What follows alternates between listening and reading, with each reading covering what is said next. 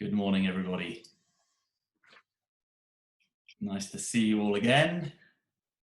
This nice daily routine, rather nice. I think we might have one or two new members of the group, but otherwise very nice to see familiar faces. And Valentine is also there with Henry. Lovely to see you there. Great stuff. Alison, Heather, another Alison.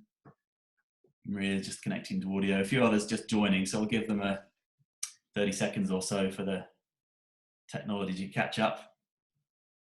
Nice waves, nice curtains, Sharon. Oh, there you are. Nice to see you. Great. And just while we're giving others a chance to join in, very warm welcome back to everyone to the fourth of our 5 sessions.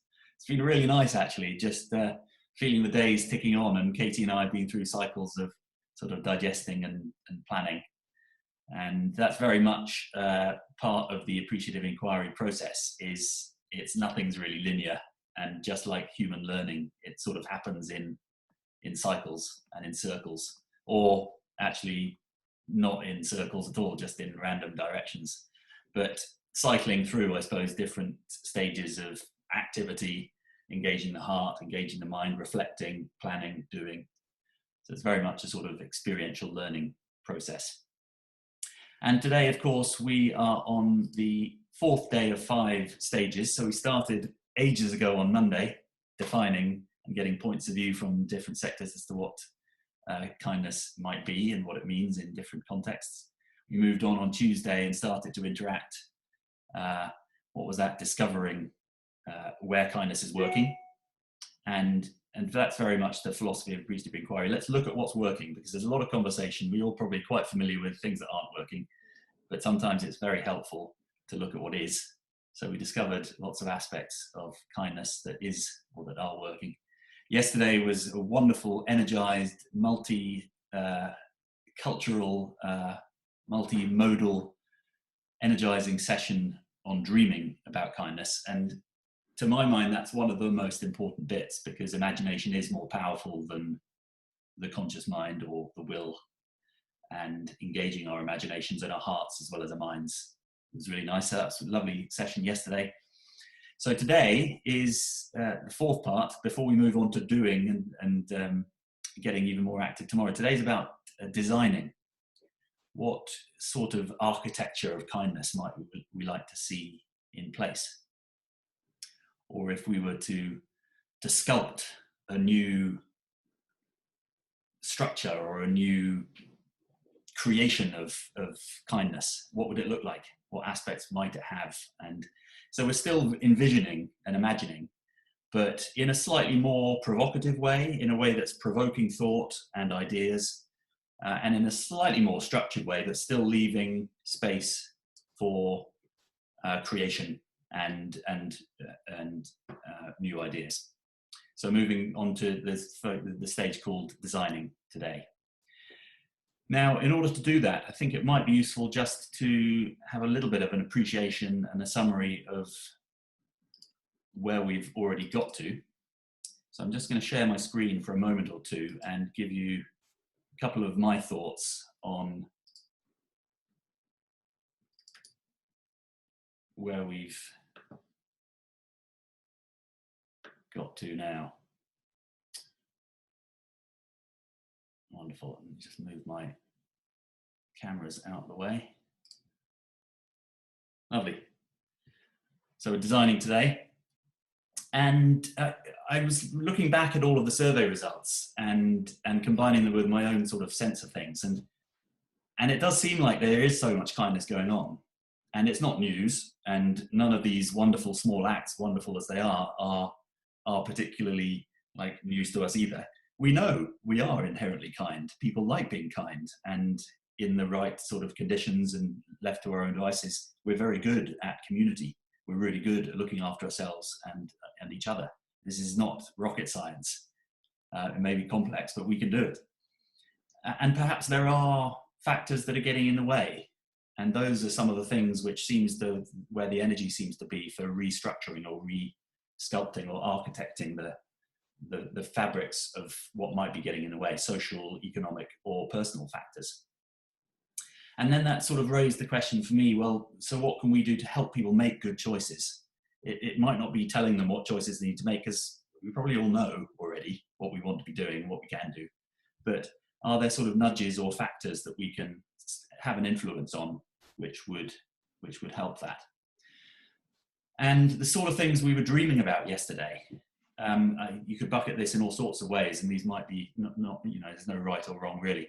But there were some quite big systems things, quite a lot of systems things and ideas in the survey data and what people were saying yesterday, to do with crime, activity, bureaucracy, overcoming bureaucracy to just get things done, replacing structures with the magic of personal power.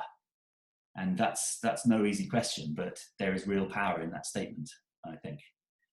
Whether it needs anarchy or some more sort of structured way of doing that, we will find out, in order to achieve equality. And then in the more sort of organizational level, although the media I think is still quite system level, wouldn't it be wonderful if people introduced the news with, and here is the good news for today? I mean, we'd all fall off our chairs, but this would be a nice thing. And businesses are already making strides, but we can imagine businesses being even kinder to employees. And then I think probably the majority, maybe balanced with the systems dreams, but we had a lot of dreams and a lot of energy yesterday, imagining, in the words of John Lennon, the world meeting as one, and campaigns, us all joining together and getting all people involved to talk about kindness, think about kindness, do kindness. And also at a planetary and a local nature level, just to notice nature, as well as some other aspects of it's okay not to be okay, and including different age groups of the population. So just my little sort of thought cloud as to some of the stuff we mentioned yesterday. And the reason I think that it's important to mention that now is that today we get to develop provocative propositions. And what does that mean? Well, just positive and exciting ways of putting out there quite a bold but realistic, achievable statement. It can be creative and expressive of how the world is going to be when we are sustaining kindness. And to give you an example, this was from a church in Liverpool that wanted to be more inclusive and more forward-looking, more modern. And they did all of the usual strategic planning stuff. But the provocative proposition they came up with was, the bishop brings her girlfriend to church. And they felt that was a creative and expressive and stretching enough, but yet realistic vision of where they wanted to get to. So I'd like our statements not to be corporate, not to be dull. I'd like them to be interesting, creative, quirky, and mostly because that is what makes humans come alive. And that's what these provocative propositions are designed to do, bring us to life and then bring our learning to life as we go about trying to get the bishop to bring her girlfriend to church. And I don't want to narrow or start to converge anybody's thinking, but I just wanted to make sure today was going to work. So I was thinking, well, if I'm putting some of those dreams into propositions, can that be done? And yes, it can. If I think about these dreams, I think of some propositions. Imagine a headline where a politician was reported to have asked the question, when did I last see Boris Johnson ask anyone anything, let alone listen to the response? So that would be interesting. One of the statements from the surveys, one of the respondents said what they would design for the future is that we vote in good, nice people. That's already a proposition. That's verbatim straight from the survey responses. I like the idea from the river poem that we heard yesterday, and maybe it would be good news if the UK economy meandered gently and slowly for a second successive quarter. And remember when we didn't have citizen assemblies? Crazy. So you can go off in whatever directions you like. I thought of a couple of others. So for the more organizational stuff, and now the evening good news. Kindness gets promoted in whatever sense you take that. FTSE boss earns the same as her staff. Now these things are not designed to spell out exactly what's going to happen. They just are propagating tray for the little ideas that we're planting and those seeds that we're going to be germinating over the next few weeks. So they just need a little nugget of where we're going to, maybe a clear vision of where we're going to, and a frisson of creative energy, so that we can then go about actually making them happen and noticing some changes in those areas, even if we don't achieve the exact same statement. And then yesterday on the community level, we talked about a pandemic of laughter and the contagion of smiling. And I just think statements like that, it's just, and a smile, you know, we noticed it across the group yesterday. It is contagious, and it's so simple, but it does make a world of difference. It saves lives. So they do not need to be complicated, I think, these propositions. Now, I think that's probably all I was going to say by way of introduction. I'll tee up the actual exercise in a bit more detail when we get to it. But just while I figure out what I'm going to do next, does that all make sense? Or does anyone have any questions or anything that you'd like to add to that, or immediate responses?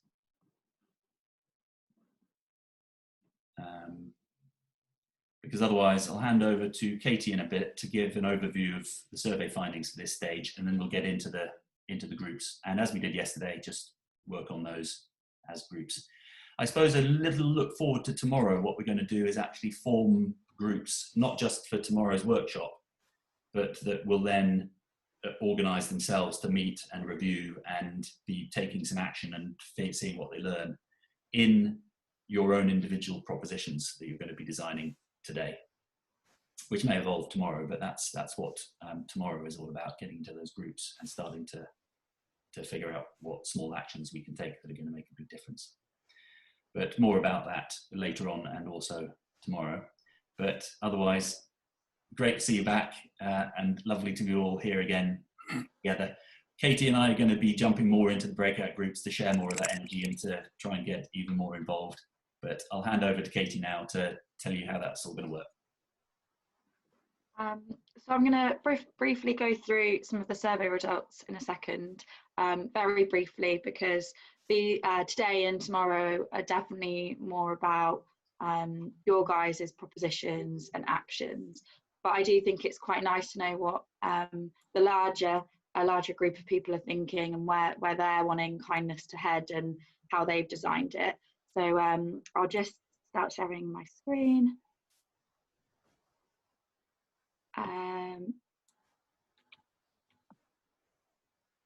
So I've used a word cloud again, because I do love these things. They're so good at sparking your imagination for what all these people could have meant, and why so many people use the word people. And I think it's quite nice that that's the biggest one on the screen, actually, because I think that's the biggest need for kindness, is that it is this, as Ben put it in the in Monday session, it's the world's wisdom, and we want everyone to get involved. So I quite like that that's the biggest word on the screen. There are also things like community, others, government, education, and like we were talking about yesterday, there's so many ways that the world could change and society could change to make the dreams of kindness come true. And it's really now choosing one that is particularly stand out or important to you to highlight, to then make your proposition moving forward. So in terms of the survey respondents and what they said their top 3 things were that would need to happen for their dreams of kindness to come true, and the top 3 themes were a shift in focus from the government, so outlining new priorities, supporting all communities and presenting themselves as role models for kindness. Number 2 was more togetherness and a sustained group effort in making kindness an ethos in society. And number 3 was a change in current education curriculum, so prioritising well-being, equality and giving.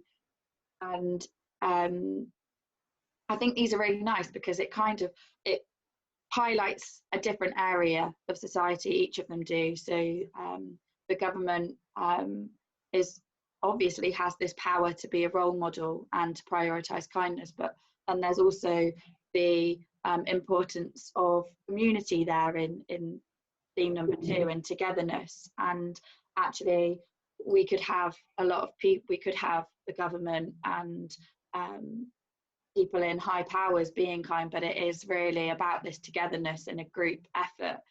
And I do like the idea of kindness becoming our ethos, and that is everyone's priority. And then the change in current education curricula, a lot of us did speak about this yesterday, and actually how there is this possibility to make kindness and well-being really integral in education, because if we teach that to our kids, imagine like our generation is doing what it can to be kind, and this group and everyone we know, hopefully. But then imagine if we could teach kids, and that next generation had kindness really at the centre of everything they do. And I think someone said yesterday, academia is important, but there are other things in life that really, really do need to be learned and taught as priorities, not just things on the sideline that you can learn at home. It should be that we're taught them in every kind of pathway of our lives. And then when these were then asked, when the survey respondents were asked who would need to do this, and we gave them a list of choices, you can see it's actually quite evenly spread out. Sport was someone's comment in the other box, but it was very spread out with which agency almost needed to make these changes. But the most common answer as such was individuals, closely followed by the government.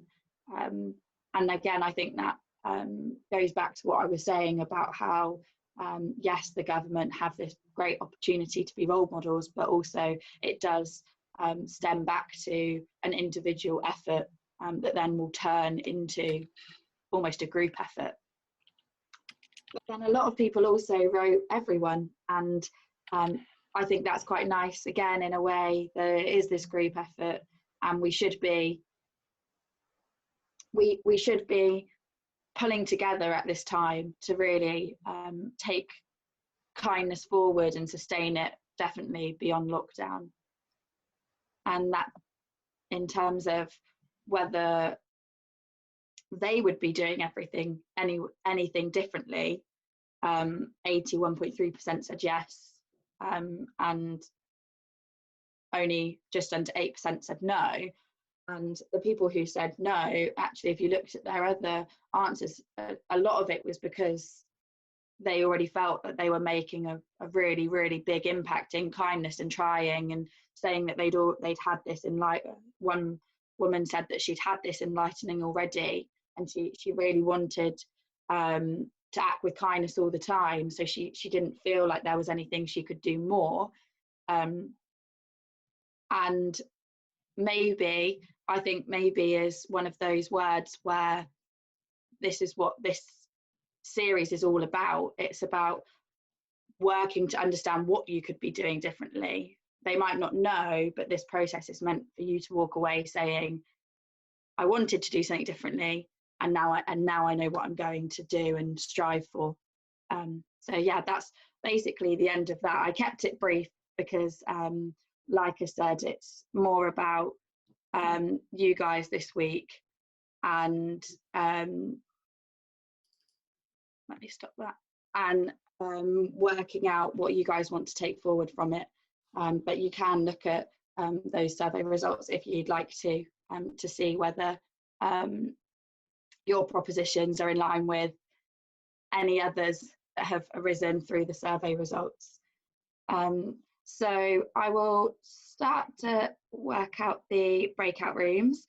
Similar to yesterday, we'll pop you in these groups. The chat is confined to your room, so feel free to use it. But if you want to get mine or Adam's attention, just pop back to the main session to ask us a question. Like Adam says, we'll be jumping in a bit more throughout this session, just to get involved and hear what you have to say, and if you have any questions, you can wait till we get there, or you can pop out. But if no one is in the main session, someone will be there within a couple of minutes after you get there. But we like to hear what you have to say, basically. So yeah, Adam, have you got anything to add? Well, shall I just tee up the task for the groups? Yeah. And maybe I'll add just one thought as well. I'll just share my screen once more. I'll show you guys what's going to be happening in the next. We've got a good half an hour, I would say. We'll see how time goes, but at least half an hour, I think, to get into some good conversations here. And if I just share my screen here, not that, but this.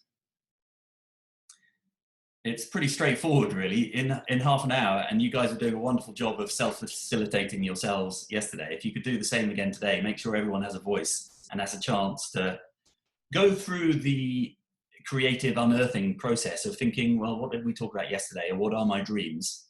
So you might sketch this on a piece of paper or think it through, whatever works for you, but start with what most energizes and excites you about kindness at whatever level, be it systemic or local or personal.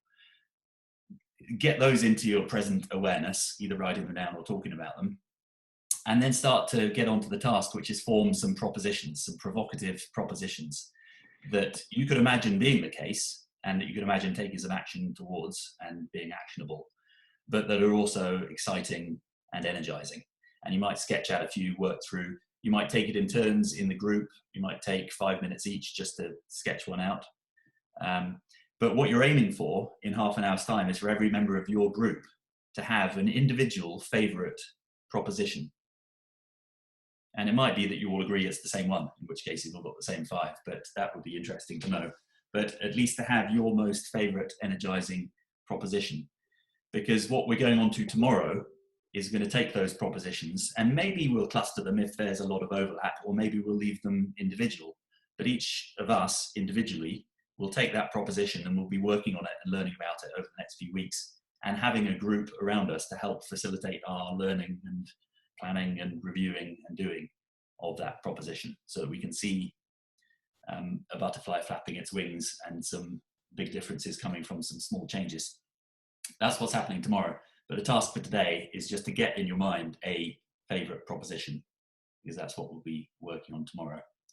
So in half an hour's time, we'll get each person to state their proposition and any context that's needed to make it make sense, just for 30 seconds or a minute, just to voice your proposition to the group. And we're recording that, so we'll have then a list of the propositions, and then we can start from that tomorrow to start to get us into groups and figure out how we're going to work on those things together in subgroups going forwards after tomorrow. So that's the task. Any questions, or is that unclear to anyone before I say one final thing? No, everyone looks happy, good stuff. The final thing I wanted to mention is that, Katie, maybe you can pop the link again into the chat, but all of these slides, and you might remember from yesterday, previous sessions, so this public folder here has all of the slides that we've just been looking at, summary of the whole survey results that Katie showed yesterday, but also this full theme analysis of all of the data. So if you want to, you can see what people have said. You can start, because there are some provocative propositions in here, but in the design tab of this sheet, you can see we've got all of the verbatims down the side here: system change, amplifying stories of kindness, capture the mood, systems improvement.